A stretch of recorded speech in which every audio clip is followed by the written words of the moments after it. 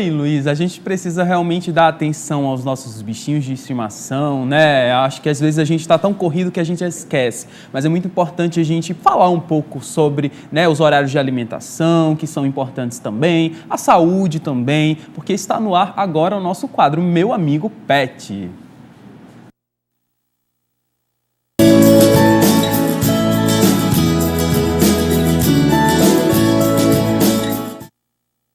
Isso aí, ó, no quadro Meu Amigo Pet de hoje, vamos conversar com a médica veterinária Carlina Pinheiro. Ela é médica veterinária formada pela Universidade Federal Rural do Semiárido, a UFERSA, e vai falar sobre castração e verminoses em cães e gatos. Mande a sua dúvida para as nossas redes sociais, no Instagram, no @tvfeliz e no Facebook TV Feliz Oficial, que a gente vai responder aqui ao vivo.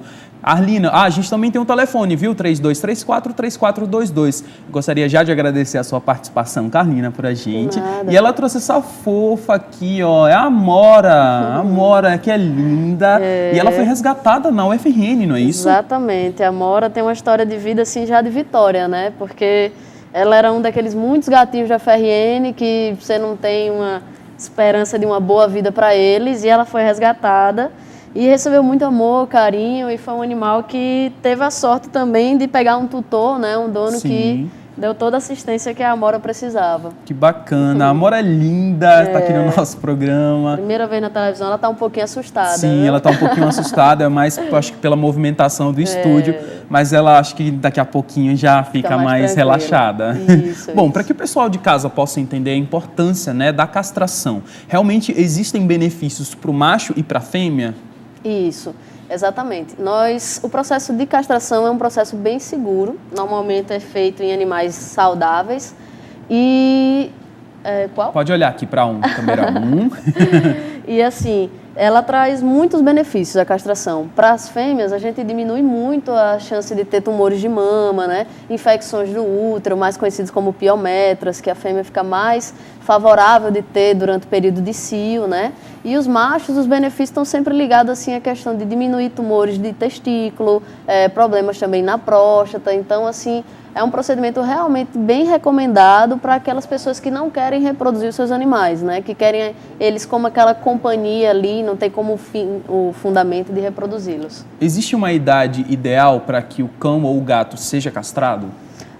Não existe assim, digamos, uma idade perfeita, né? Varia também um pouquinho entre os animais, mas a gente pede que o macho, desde que tenha descido os testículos, né? Que a gente avalia mesmo de forma prática, vai lá no popular, no saquinho dele, né? Então a gente acompanha isso por volta dos 6 meses. Pode variar um pouquinho com relação ao porte do animal. Animais de pequeno porte, os animais menores, eles são mais precoces, então isso acontece mais jovem. E os animais de porte maior, as raças grandes, às vezes próximo a 1 ano. Mas assim que houve essa descida dos testículos, você já pode fazer o do macho. E da fêmea, as gatas, elas são um pouco mais precoces, então não tem nenhum problema a partir dos 4 meses, 5 meses.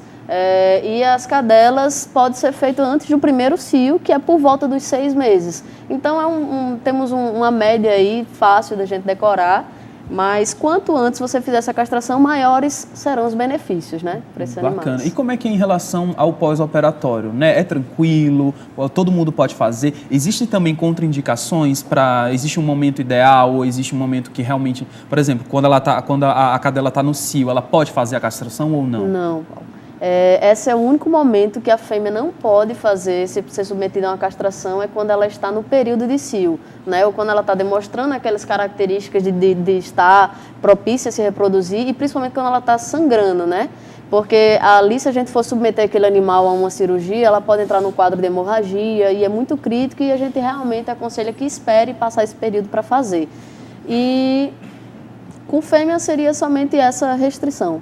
Bacana. Em relação à questão de marcar território, né? O cachorro fazer xixi no lugar certo, realmente reduz quando ele é castrado ou não? Também pode ocasionar problemas no sistema urinário ou não. Melhora? Essa questão da marcação urinária, marcação territorial melhora muito. Agora só tem uma pequena ressalva que a gente precisa sempre fazer. Os animais, quando muito já adultos, eles já criam também aquela marcação como hábito. Então, você mesmo fazendo a castração desse animal, você acaba não tendo, às vezes, uma melhora tão significativa, porque ele já trouxe aquilo para ser um hábito dele. Mas você fazendo isso no animal jovem, que ele não desenvolveu essa questão de marcar esse território, né, de estar sempre reforçando esse comportamento, você consegue reduzir ou até mesmo extinguir esse comportamento no macho. E é verdade que esse procedimento, ele reduz o risco de câncer de mama? Sem dúvida, Paulo, sem dúvida. Nós temos vários estudos comprovando, né, que se você faz isso na fêmea, né, que o câncer de mama é uma preocupação exclusiva assim, mais de fêmea. A gente não tem uma incidência muito grande em machos, que ele está relacionado aos hormônios que são específicos da fêmea. Então, quando você faz isso jovens, ela antes daquele cio, como eu sempre falo, então você tem estudos aí que falam em redução de 80%, 90%, né? Então é um índice significativo, um índice muito grande, né, para a gente poder incentivar e estimular mesmo que seja feita a castração. Você falou um pouco sobre a questão dos hormônios, né? E esse procedimento, ele reduz a frustração sexual, né, do macho em busca da fêmea ou vice-versa? Sem dúvida. Tem muita gente que diz, eu não vou castrar porque ele vai ficar querendo cruzar e não pode. Pelo contrário. É muito mais frustrante o macho ele estar inteiro e estar querendo, né, se reproduzir, tá ali propício para isso, e você limitar, né? Então você imagina que eles têm um olfato muito mais aguçado que o nosso. Então, uma fêmea no cio, ele consegue perceber num raio, assim, enorme. Então, para ele, é muito mais frustrante estar apto a cruzar e não poder, e você limitar isso, do que, de fato, você castrá-lo, porque você acaba inibindo esse estímulo e essa vontade que ele tem de reproduzir. Bacana. E as fêmeas, elas não ficam mais vulneráveis a doenças, né, infecções uterinas? Isso, porque a gente reduz muito que o período de cio, né, você vai ter ali uma produção bacteriana muito maior naquela região do sistema reprodutivo da fêmea, e a própria cruza, né, o macho no momento da cruza ele pode acabar levando algumas bactérias, e acabar provocando mesmo alguma doença nesses animais. Então, como ela não está entrando em cio, ela não tem o desejo em se reproduzir. Então, isso não vai limitar, né, esse risco de contaminação, né? E a própria fisiologia da fêmea, quando ela está no cio, ela fica um pouco mais, a imunidade baixa um pouco, então isso também já favorece ela ter infecções também. E o animal, ele fica mais dócil após a castração? Há estudos que relatam isso sim, e alguns estudos até defendem que quando você faz quando você castra esse animal jovem, ele mantém esse hábito do animal de estar sempre brincando, né? É meio infantil, né? Então, você acaba prolongando isso por mais tempo, alguns estudos comentam isso, e de uma forma geral ele tende a ficar mais tranquilo, principalmente o macho, porque ele não vai estar sempre buscando brigar, disputar fêmeas. Então, quando você tira esse estímulo da disputa, você tem um animal que fica mais calmo, que fica mais tranquilo. Então, realmente existe essa questão da disputa, né? De marcar território, não só em relação ao local, mas quanto a outros animais também, fêmeas, né? Exatamente. E ele marca o território justamente que é para as fêmeas se sentirem, né? Perceberem que há um macho ali, então ele mostra isso para os outros machos e para as outras fêmeas, e para as fêmeas. Bacana. Em relação à alimentação, ela deve mudar após castrar o animal? Essa pergunta é bem interessante, porque todo mundo diz, o meu animal ele vai engordar muito se eu castrar. Sim. Existe uma tendência a engordar justamente por tudo isso que a gente falou. É um animal que vai ficar mais tranquilo, é um animal que não vai ficar animal ansioso de querer estar marcando território tudo, de estar querendo defender território. Então ele começa a reduzir o gasto de energia dele. Então, assim como a gente, se você está gastando menos energia e está comendo muito, a tendência é que você engorde.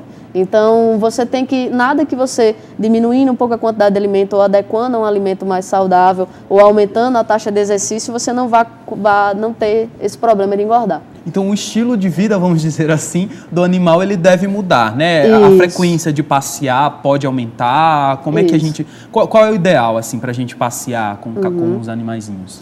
Olha, varia também com raças. Existem raças que são extremamente ativas. Então, essas raças ativas requer que você passeie mais com elas do que algumas que são bem caseiras e bem calmas de ficar em casa. Então, vai variar com o animal que você tem. Eu não posso lhe dizer, Paulo, passeia 3 vezes ao dia com esse animal, se o seu animal é um animal que não é assim, dado a fazer muito exercício. Pode até ser prejudicial ao seu animal. Então, isso tem que ser uma conversa bem detalhada, bem particular do proprietário com o animal que ele tem, né? Para a gente poder sugerir conferir isso direitinho. Mas uma vez ao dia não faz mal a ninguém.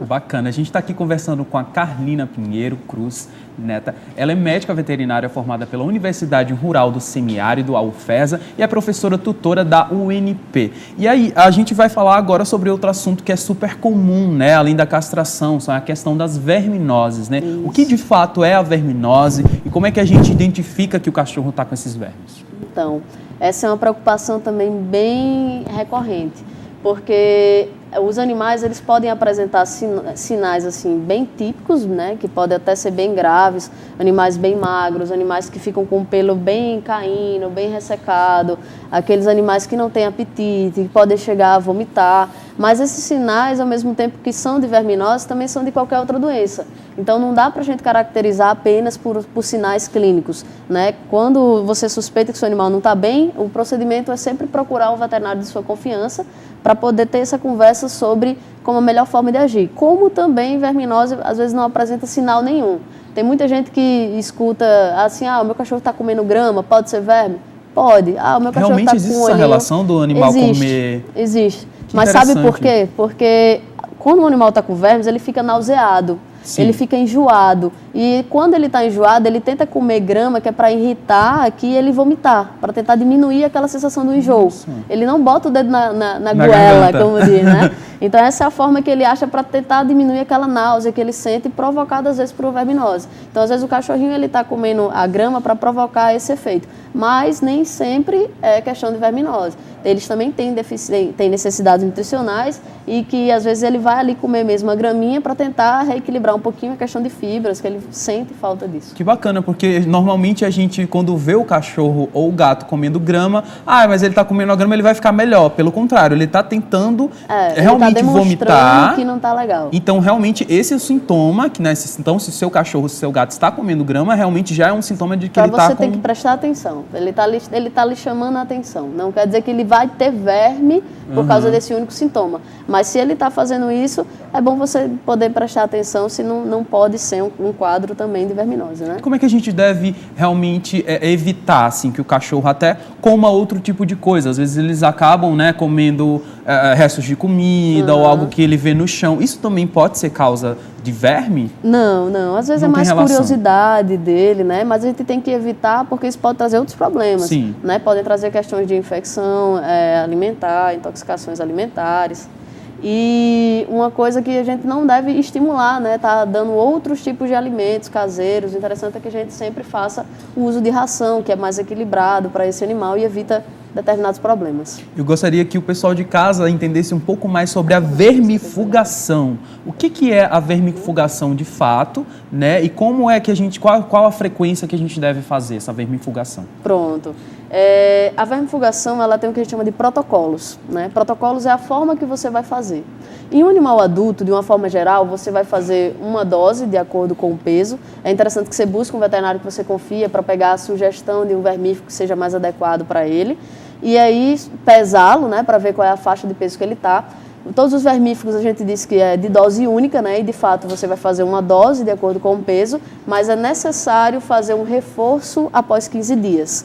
Por que esse reforço? Porque existe uma coisa chamada de período de pré-patência, né? Nome difícil. Mas é o período que assim, a população de vermes ela não é uniforme. Você vai ter ovos, você vai ter vermes jovens, você tem vermes adultos. Então, quando você faz a primeira dose, os vermífugos tendem a matar os vermes que são adultos. Mas ali você pode ter ovos que vão demorar ainda a se tornar adulto. E quando você espera esses 15 dias para fazer o reforço, de fato você está conseguindo atacar aquela população como um todo. Então, para um animal adulto, o que é que nós fazemos? Você faz uma vermifugação, digamos, hoje, de acordo com o peso, e um vermífugo que seja mais adequado para o seu animal, e com 15 dias você faz um reforço. É a partir desse reforço que você vai contar 3 meses. Então, esse é o protocolo do animal adulto. Um animal filhote tem 2 protocolos que a gente normalmente utiliza, né? Um muito comum, do filhotinho você vai fazer uma vermifugação por mês, a cada 30 dias você faz uma vermifugação, até ele completar 6 meses. E tem uma outra que eu gosto muito, eu acho um pouco mais eficiente, quando me perguntam, como é que você faz a vermifugação do filhote? Eu digo, antes dele nascer. Porque a gente tem que lembrar que o filhotinho vem da mãe. Então, a gente tem que preparar essa mãe para ter esse filhote. Porque além do contato do animal adulto, quando ele pode comer alguma coisinha, no passeio, se ele está em uma área contaminada, ele pode contrair, ele pode receber o verme da mãe através da placenta. E também pode receber esse verme da mãe através da amamentação, que também são vias de transmissão. Bacana. Então, o ideal da vermifugação do filhote é de ser feita antes mesmo do nascimento. Como? Você vermifuga a mãe no dia que você vai cruzar, né, que você já garante que se ela tiver vermes, você vai diminuir a chance de serem passados pela placenta, o que é um problema, que se essa mãe ela tem muitos vermes, pode acontecer de ela até mesmo chegar a abortar, né, os filhotinhos. E quando... Quer participar mais não, Amora? A Amora já cansou de ser famosa. Cansou, né? E então você faz no momento da cruza, para evitar essa transmissão via placentária. Quando a gestação do cachorrinho é mais ou menos 60 dias, então quando vai faltando mais ou menos uma semana para os 60 dias, nós fazemos uma outra dose, que você evita a transmissão pelo leite. Sim. E aí o filhotinho nasceu com 21 dias, que é a terceira semana, você faz a última da mãe e vai fazer a primeira do filhote.